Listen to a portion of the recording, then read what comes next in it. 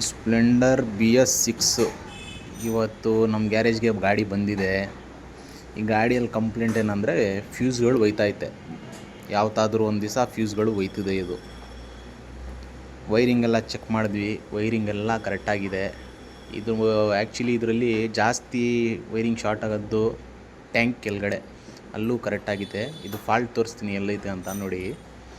ಇಲ್ಲಿ ನೋಡ್ಬೋದು, ಇದು ಚಾರ್ಸಿ ಐತಲ್ಲ, ಇಲ್ಲಿ ಚಾರ್ಸಿಗೆ ಉಜ್ಜಿ ವೈರಿಂಗ್ ಸ್ಕಿನ್ ಆಗಿದೆ. ಇಲ್ಲಿ ನೋಡಿ,